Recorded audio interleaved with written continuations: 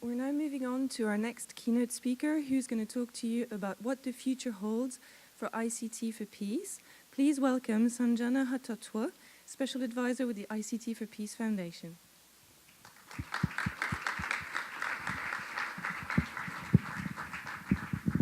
you very much, and for that mercifully brief introduction. I want to talk to you about where I see and some of the possibilities about using technology for peace building in the years ahead, because I think we've spent 2 days talking about what the state of play is today. My background is in English literature, and I am an accidental activist. I helped co-architect a multi-stakeholder, multilingual, multi-geographic negotiations platform in 2002 for the then Sri Lankan government and several other stakeholders towards a ceasefire agreement, at the time based on a commercial software program called Groove Network, subsequently bought by Microsoft. And my interest in peace building using technology has been over 12 years using a whole range of technology, from mobile phones and SMS to the power of the web. And this is a project that I did last year, looking at not the Rwandan genocide, but a terribly traumatic pogrom in Sri Lanka in July 1983, where as a 7-year-old, I had to walk back home looking at people being burnt alive. And so countries that have gone through traumatic incidents like this, I'm interested, plus in other regions, how technology can play a role in the decades ahead of us. The future is never what we imagine it to be. I'm a great fan of science fiction, iconography, and diagrams and photos and pictures from the 1930s and 1940s. In America in particular, this was apparently the future that we were supposed to inhabit. It kind of is like what we would use for transport today, but the monorails don't have a propeller in front of it. And so the future, I believe, is limited by our ability to engage with the present. And the problem there is what Ali Pariser quite eruditely enunciates in this book, but also in a TED Talk, which he does. And he calls it filter bubbles. Essentially that we are captives and hostages of the media and the networks that we are part of. And that any, as a consequence, effort to look at the future is hostage to that which we consider are informed, our networks around us, whether it's on Facebook, whether it's on Twitter, whether it's in the media that we read. We are really products of and hostages to that filter bubble that we reside in. And so I just want to leave you with, and play agent provocateur basically, and just leave you with some maybe interesting concepts as we move forward. Not talking about the applications, the tech, the services, the actual programs or platforms as they exist today, but to help us maybe with new ways of seeing. This is the title of a book that I read in for the first time in the late 1990s by John Berger. It's a lit crit book, and it's basically around how we can and should deconstruct the world around us and the ways we should be doing it, and in doing so, how we can see the world anew. One of the things I want to start off by talking about is the idea of inclusion. I think everybody at every panel and at every keynote has talked about it. And I think that's all very good and great, and and someday in the future we'll all have a global kumbaya moment where all of us hug each other when we have all been included. I want to endorse this, and I think it's a fantastic thing.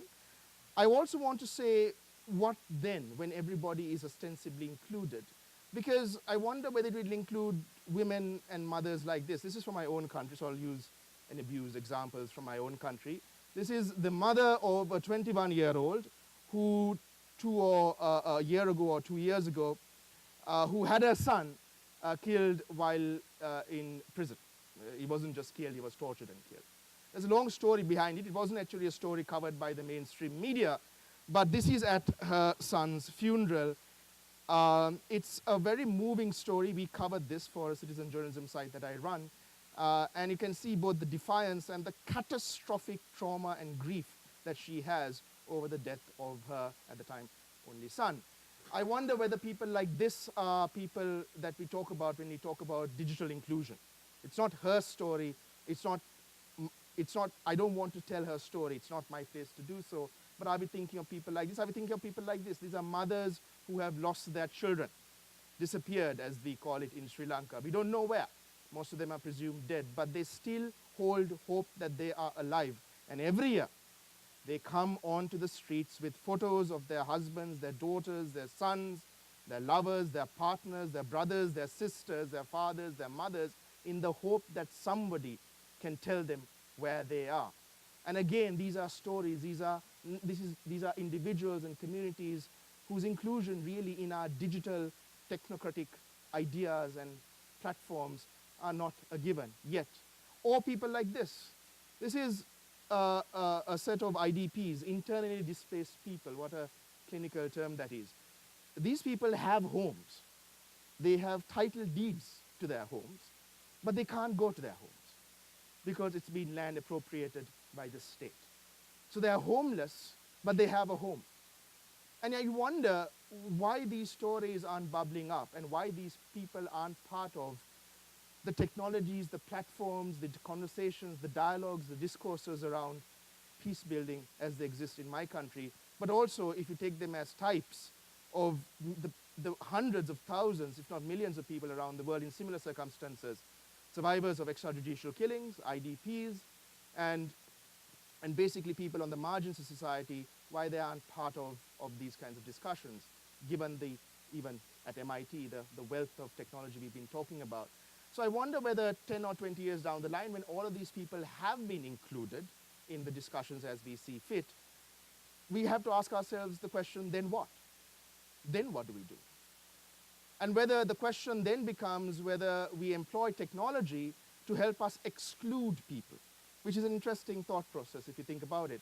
Because we'll have so many people in our process of inclusion that at its telos, at its end point, it's going to be impossible for us to engage them all.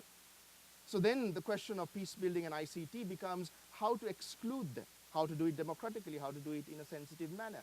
And should this be the question 20 years down the line? Should technology for peace building be embracing and encouraging this? How do you manage exclusion and how do you manage selection around, say, a peace process? The other thing I want to talk to you about is the algorithmic foundation of our societies and polity today. And we don't exactly see this, but there are algorithms all around us. We are sometimes very willing victims of this algorithmic bias, as I put it. This is a screenshot of a Firefox or Chrome add-in that allows you to visualize when you go to sites how those sites track you. It's called collusion. And so, in a sense, what it helps us understand is that what we engage with on the web today is tailored to us individually or as a community. If ever there was something called objective web out there, it's no longer present. Every single search query that I would put as a Sri Lankan male in Colombo is going to be fundamentally different to that same search query in other geospatial areas at the same time. So what does this mean for our engagement with the world around us? And I wonder whether 20 years down the line, we need to teach in our curricula from the secondary, even the primary, to the tertiary and beyond, how to engage with this algorithmic selection of the world that is presented to us and our understanding of that presentation as being an accurate presentation of the world around us, without critically questioning that which we consume or having access to the tools with which to critically question and interrogate that which is presented to us, or having the tools to have control over that which is presented to us. Given that how we see the world is inextricably entwined with how we engage with it, I think that this is a very interesting challenge when you're talking about technology and peace in particular in the years to come. Actually, if you squint your eyes, you will see a hidden message in this graphic. And I think that is also the question that we should address in the decades to come. So I'm interested in how there hasn't really been any discussion I know about it in the panels and working groups that I have been part of over the past 1.5 days, a critical discourse and interrogation about how that which we consume has been vested with power and discrimination. The very web that we consume and how it is presented to us has algorithmic discrimination built into it. And I find it interesting that we take this as a given and that it has become the new norm. I'm going to talk about corporations a bit later on, but I'm very curious as to this phenomenon where people take for granted that corporations are benign and exist to basically empower us, and where corporate bias, as I call it, is conflated with corporate benevolence. I think this has an implication insofar as the devices that we have in our hands at the moment, and some of us are typing into or tweeting or updating our Facebook. In a sense, if I were to ask you the question, how many applications and services and websites that you use on a daily basis are you right now logged out of? Many of you would say you haven't done that. And so that then becomes a digital trail of our lives over, in a sense, perpetuity now, that is data that corporations can use, and we believe that this can be used for social good and social progress. I don't think that's necessarily the case, and I'll come back to that later on. And I think that we need to, again, question this when we are moving ahead in the decades to come. I'm interested in the Internet of Things.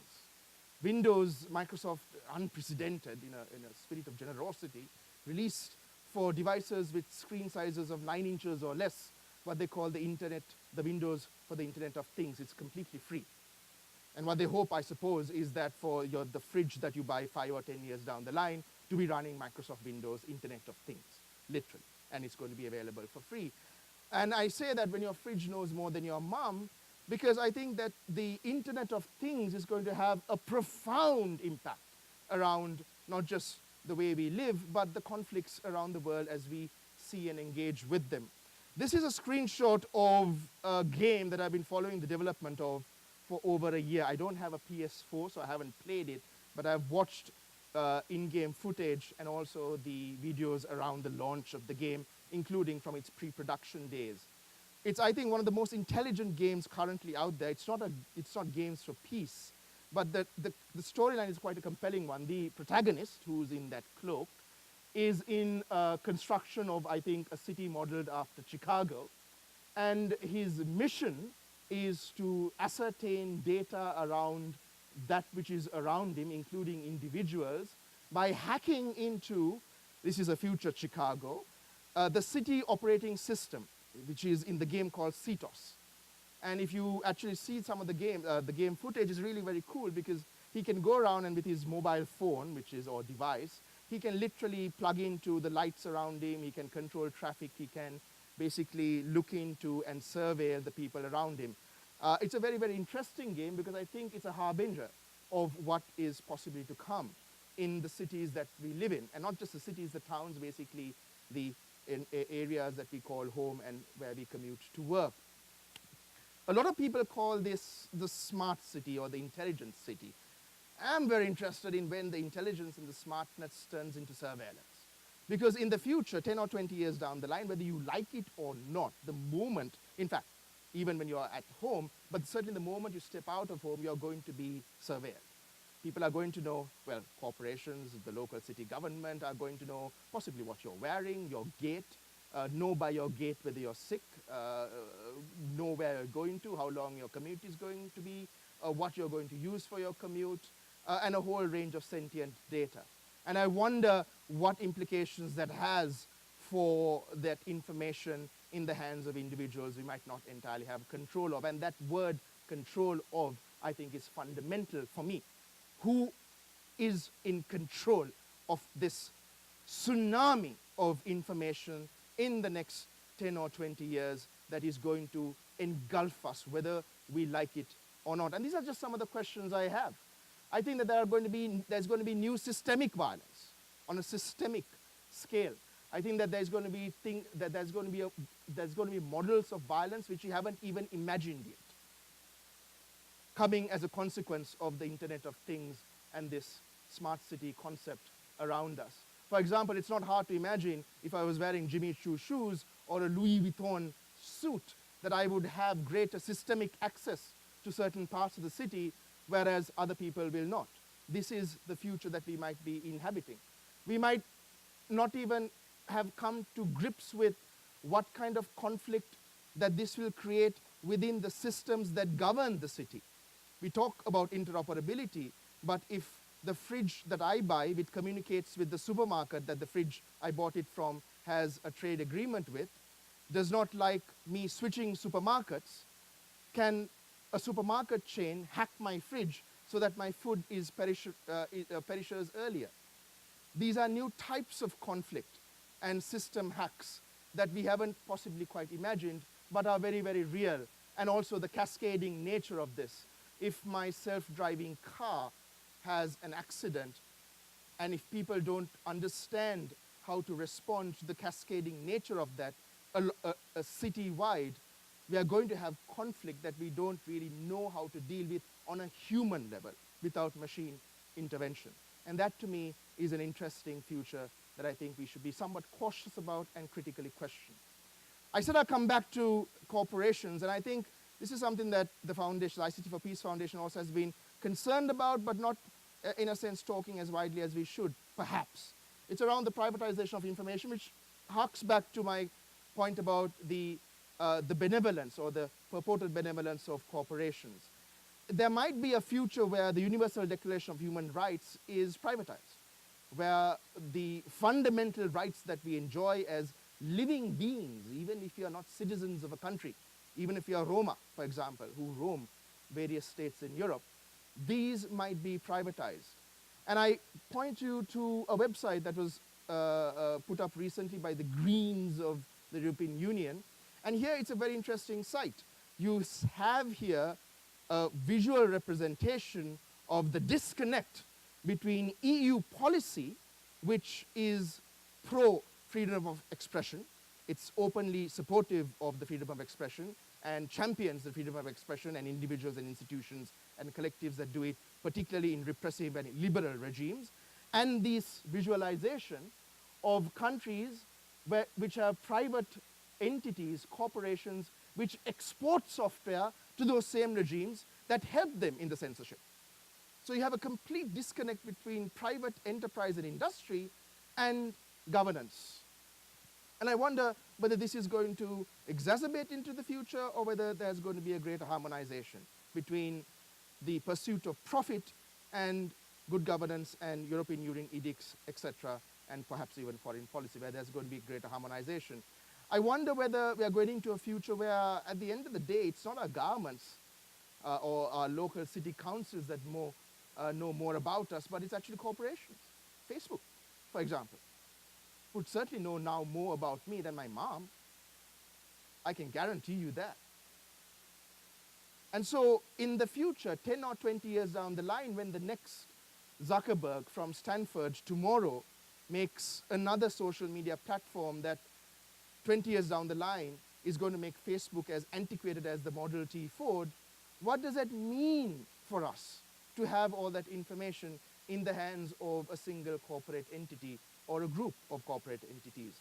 What does it mean for us to inhabit a world where the rights that we are entitled to as our birthright, as universal rights, are going to be subservient to the ownership that we have in a corporation, whether it's in terms of shares or whether it's in terms of participating in their applications, in their services, and in their sites, where the corporations would give certain perks and benefits to their shareholders first and foremost.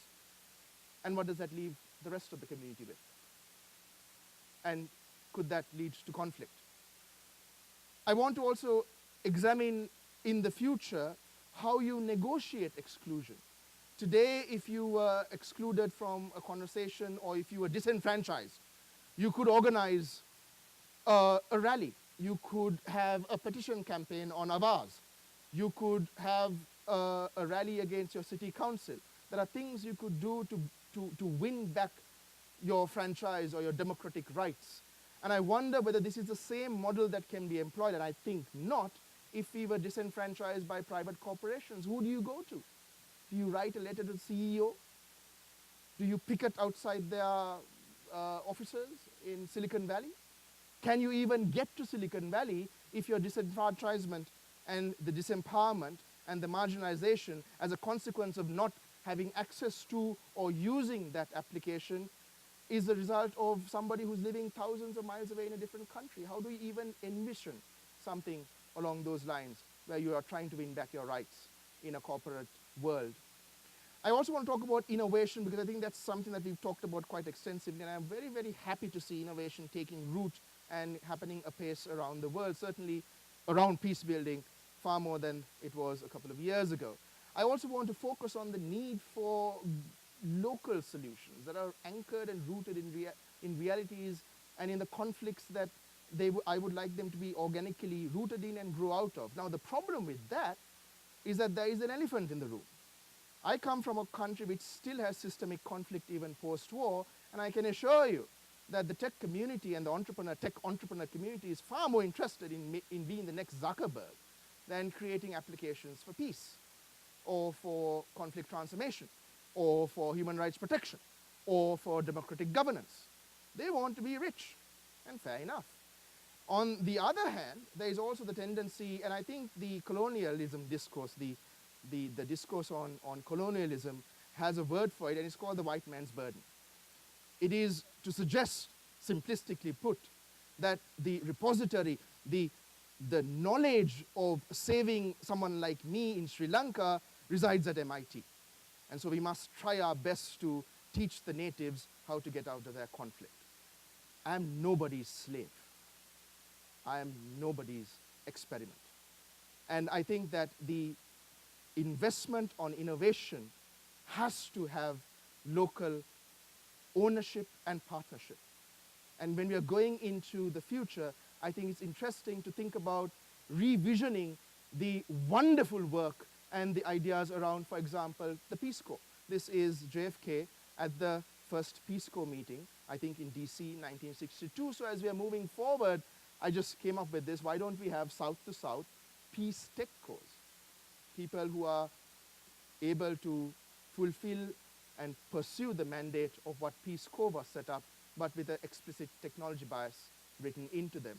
Why can't we also use the models that we have today?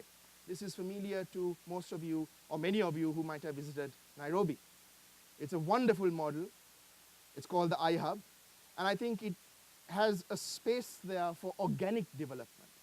Some of the people behind iHub you would already know, but I think as an entity that encourages organic development, this is a possible model as we move towards 10 or 20 years down the line, around thinking around how innovation at the grassroots or at the local or at the country or at the regional level can help us move forward with technological solutions. I want to close off a bit by looking at what a future peace process might entail, also because I was involved in the ceasefire negotiations process as a co-architect of the technological solutions that were used in it in Sri Lanka 12 years ago. What would it mean to have a peace process 10 or 20 years down the line? Well, one of the things that we might want to consider is, what is the future of the Chatham House rule? What is the future of a venue like Stormont Castle in the 1990s, which was able to thrash out with people like Gerry Adams the Belfast Agreement? This is a cutout of a large image on the BBC website, taken with a telephoto lens and probably shot on a film camera, that gave the only insight that we have around negotiations around midnight leading to the Belfast Agreement. This is the United Nations Security Council. Both of them are exclusive spaces. You couldn't really go into them. But what will it mean when we have Google glasses embedded in our retina, literally in our eyes? What will it mean when we have suits that are intelligent? What will it mean when we have biometric, biologically implanted or ingestible technologies which are continuously communicating information? Are we going to have peace negotiations in the nude? Are we going to have them in lead canisters? I don't know. But it's a hell of a problem, because you're talking about radical transparency at a level that we haven't yet conceived about. A couple of days ago, Windsurf did a very interesting Google Plus Hangout. I don't know how many of you have caught it. But he talked about fridges attacking the Bank of America. He was talking about the dangers of the Internet of Things, where you could use dumb devices in their aggregate around new and unprecedented DDoS attacks against institutions. And I wonder what implications this might have, the Internet of Things going awry or amok in future peace processes. What would it mean, for example, if all the cars stopped in a city or in a country that was under a process of negotiations because somebody didn't want those negotiations to go ahead? Or all your air conditioners stop working, or even more distressingly, your heart pacemakers skipped a beat. Conversely, and this is not something that Vint Cerf talked about, is it possible 10 or 20 years down the line to talk about the beginnings of a peace process by getting our fridges to talk to each other, by getting our televisions to talk to each other? For example, if I were a member of one community, could I download onto my fridge the really awful tasting recipes of the other? Could I get a list of the nutritional dietary supplements that they take during the course of a week and then try to emulate it in my diet? I'm not talking about human interaction. I'm literally talking about fridges talking across the divide. I'm talking about televisions talking across the divide to share programming. As Ronnie said earlier, it's the banality of the programming that might create the first bridges. It might be that reality shows are god-awful on the other side in that language as they are with us. So can we talk about the Internet of Things and a systemic machine-level interaction being the first steps of a peace process? Let's talk about live streaming. This is a camera which you can buy today off a website. It doesn't cost too much, and it takes a 5-megapixel image every 30 seconds, as long as you're wearing it like that and you keep it on a table and it stops taking it. It's a new phenomenon, and this is not the only device. What would it mean to have miniature devices like this on our clothes, in our buttons, in our buttonholes, in our pens, possibly even in our eyes, around processes, conflicts, negotiations, and regions like, for example, the Gaza Strip? It's a symbiotic relationship. How will the process of negotiations, live-streamed, impact life on the ground? And how will life on the ground and interactions between communities, live-streamed, impact the process of negotiations? These live streams are going to be beyond the control of censorship. They are going to be ubiquitous and too numerous in number for you to curtail. So we are talking about a future where, if you were to use the analogy of television stations, you're going to have an innumerable amount of choice, and how that plays out in peace negotiations is going to be very, very interesting. We've talked somewhat about big data, but 10 or 20 years down the line, we might just call it data. We might not even be calling it big data. It's big data for us because it's big data for us in 2014. But I wonder whether, in so far as the examples I've given, we can, with some granularity, really focus on the areas that we are concerned about in the process of a peace negotiation at the high level, or for the negotiators to look at more local level, societal, neighborhood conflict as the process evolves and goes across over a period of time. Perhaps we can also understand context. This is one thing that I've been really lacking. We understand event-based data today, but maybe in the future we can also understand the context, the underlying drivers of violent conflict better with the sentient data, with the user-generated data and the Internet of Things being at our disposal as conflict resolution practitioners or as peace negotiators. I wonder what it means for our children around the ideas of justice and reconciliation. For example, I pose the question 10 or 20 years down the line to the digital natives born today who understand and negotiate and perceive the world almost solely through the devices that they have in the palms of their hands and that they operate with the thumbs, perhaps in the future with a wink or the bat of an eyelid or their eyes alone. What would it mean in terms of the justice, the jurisprudence we have around reconciliation, transitional justice practices today? Would it mean, for example, that the generations of tomorrow would find it adequate punishment for genocide to have that community be debarred access to the web for 15 years, plunging them back into the dark ages?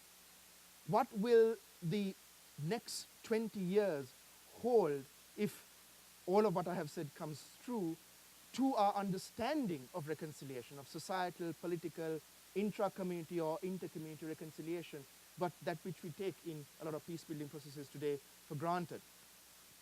I want to end by asking us all the question, Who is this all for?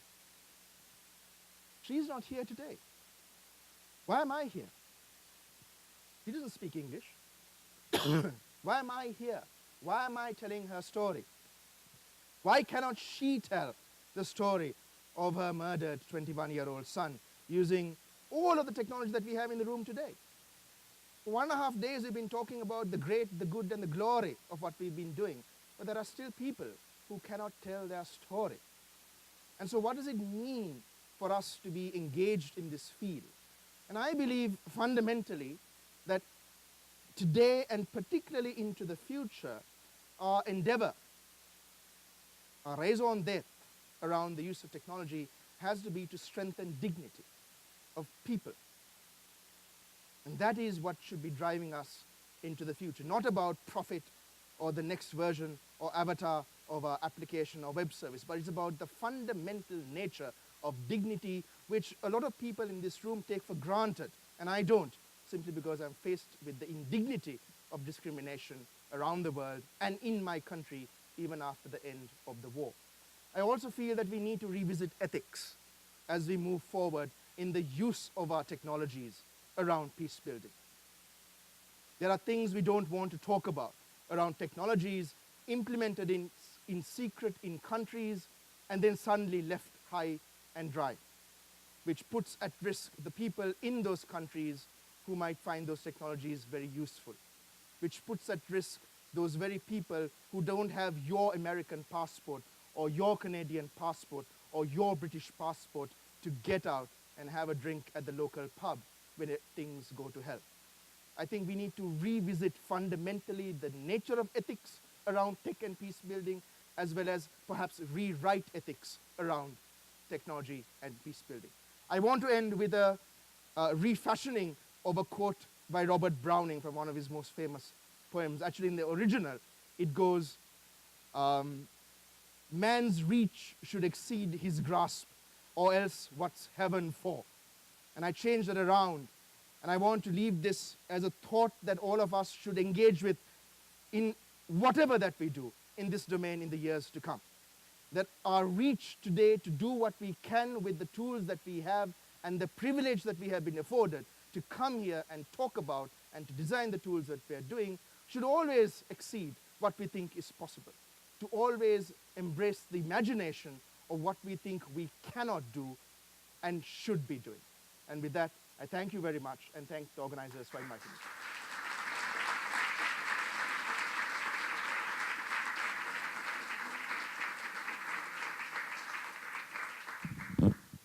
Sanjana, thank you very much for this inspiring talk. We do have 15 minutes for some questions. Would you like to just open it to the floor?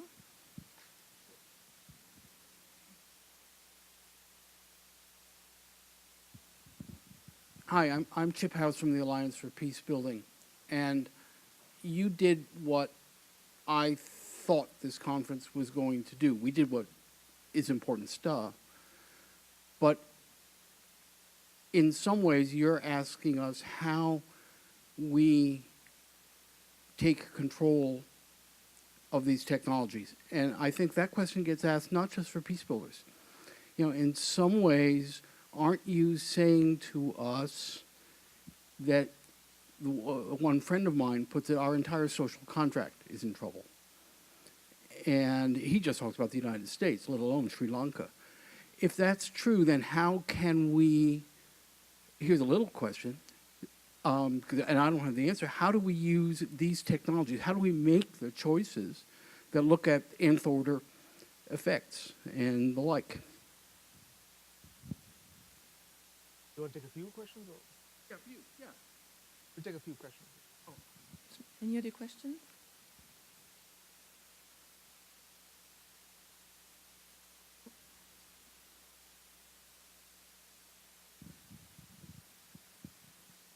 Thank you.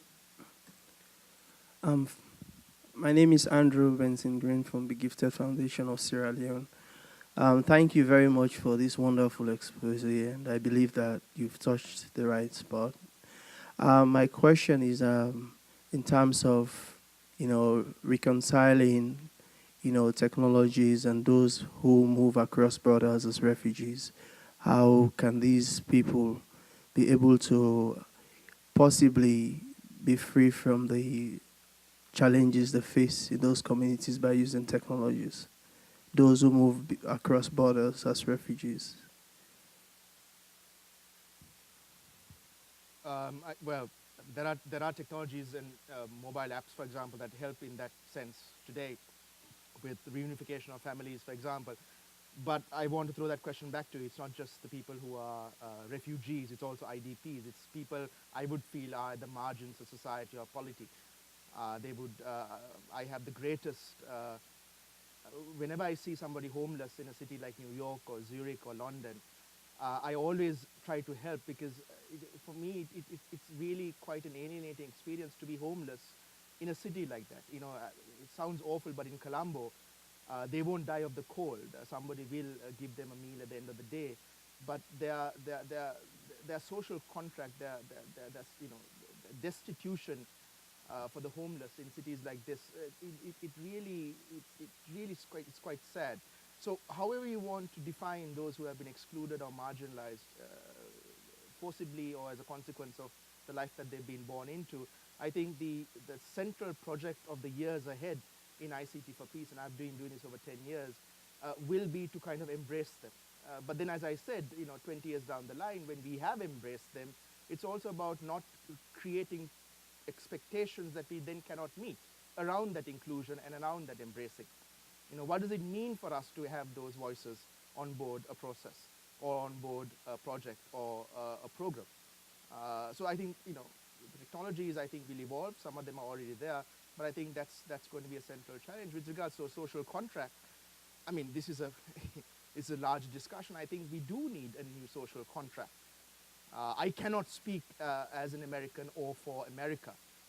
I do know that I was in a bar in Brooklyn during the third presidential debate, which was ostensibly on foreign policy, and there wasn't much of foreign policy around it. And I worried for the voters of this great country voting in a sense, what some have called the most undemocratic elections of the world, because he or she impacts the life all of us lead around the world, and not just for this country. So I was very interested to see the insular nature of that debate, and it occurred to me that it's not just in Sri Lanka that we have the problem of a democratic deficit, albeit in a different way, but it's also possibly in mature democracies like this, where you do need a new social contract, you do need a new discussion. The solutions to have that discussion might be very different. They might, in some cases, be technologically underpinned. In other cases, they might not be. I would imagine that as we move forward, if we take the case of Iceland, for example, and the new constitution making as a blueprint for how things could occur in the future, I would imagine that technology is going to play a role in it. To what degree, to what ends, I don't know. But I think at the end of the day, I want to push that back to you and say, when do we accept victimhood as inevitable, and when do we champion ourselves as agents of change? I would believe that we have the power and should have the power, particularly for the people in this room, to act as agents of change. In small ways, if we change one life, if we change one narrative, if we are able to give hope to one person in our lifetimes, that is a drop in a larger process that I think can make a difference, and technology is, I think, going to help in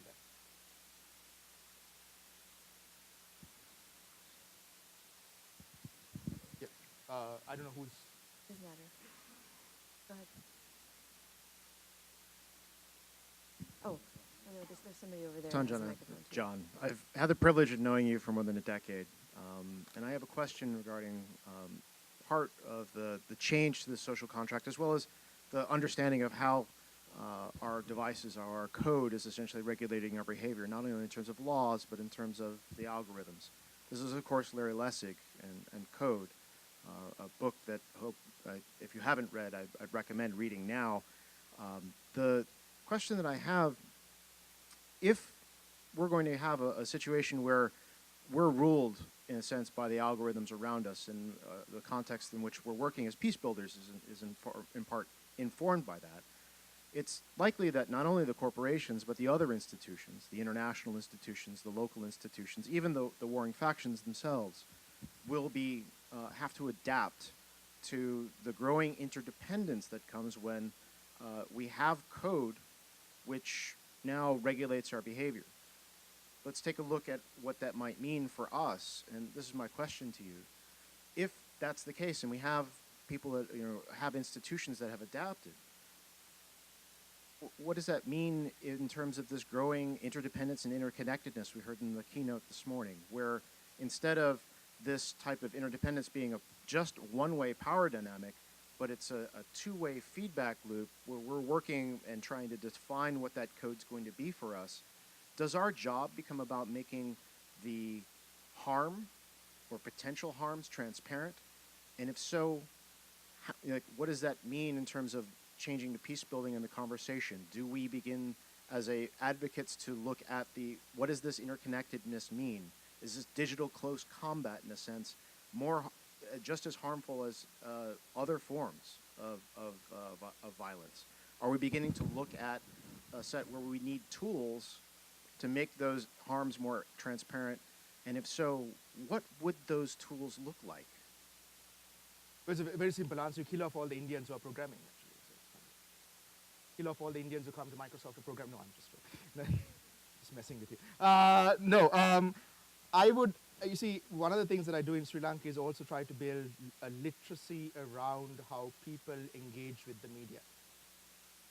One of the problems is that people actually believe what they consume. And we have a very high literacy rate, which exacerbates the problem of rumor, disinformation, and misinformation being consumed as truth. And there is no media literacy capacity. We don't know how to question that which we consume. I would like to project that and suggest to you that one answer could be that for me, the tools with which to deconstruct the world as is presented to us need to be in the hands of the people who use those tools. You could call it open sourcing. I don't really care what you call that movement. But those tools, the wherewithal to use and access those tools needs to be at a granular level. If it's at the level of the individual or community, that's fine. But I think that it's not there at the moment. Even the most proficient users today of some of the most prevalent media and social media platforms don't realize the some degree and the extent to which that which they consume is a tailored process. And even if they do realize that, then there is actually no great fidelity to which you can tweak the algorithm. To say, I want to, for example, as a peace builder or a negotiator, read more of difference, or read more of the inconvenient, or read more of the marginal, or read more of the excluded in translation in my language. I cannot tweak the algorithm. The tweaking tools, the knowledge to do that, and the capacity to access that, I think, need to be a fundamental building block as we move forward. Not just for peace building, but I think for citizenship, for what it means for us to be citizens in our countries.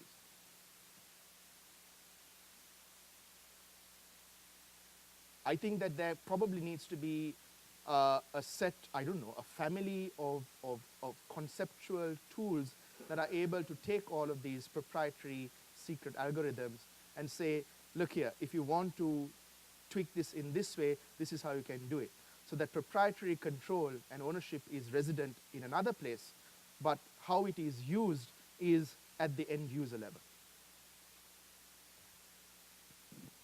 Okay, thanks very much. I really was glad that you brought up the point about the need to build local capacities, and I had a conversation with somebody last night very much on that point. And then the question that was made back to me was asked back to me is, why is that important? And I guess a follow on to that was for myself is, what are the implications of not doing that? Yeah. And so I guess I've improved on my answer since last night, but I'd love to hear what your thoughts are. It's not very nice, is it? Not very nice to begin with, but that's just the flippant answer. I mean, I have, over 12 years, had innumerable conversations with people who are very good-natured and they want to change the world, but they don't understand that it's not just coming in and making solutions, but it's also about leaving behind. It's also about, for me, what peace building is at its core. It's self-effacing. You work yourself out of something. You don't work yourself to be in something for perpetuity. And that needs to translate into the way in which we approach conflict transformation with or without technology, and that needs to inform our design of ICT for peace. This is not ICT for server room management. It's ICT for peace.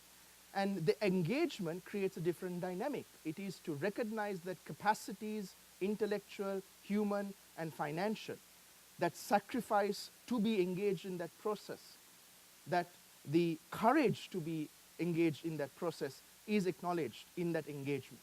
And there are people who are willing to do that.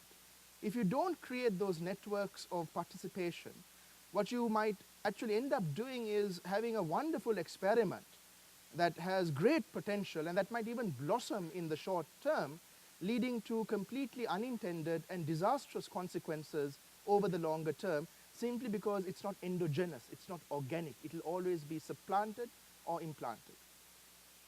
And there are lots of ways we can talk about this, but I am extremely passionate around not just local ownership, but local participation. I'm not saying for a moment that we do not, or anybody in this world, can eschew interconnectedness and say that all of the solutions that are applicable are local and not outside of that terrain.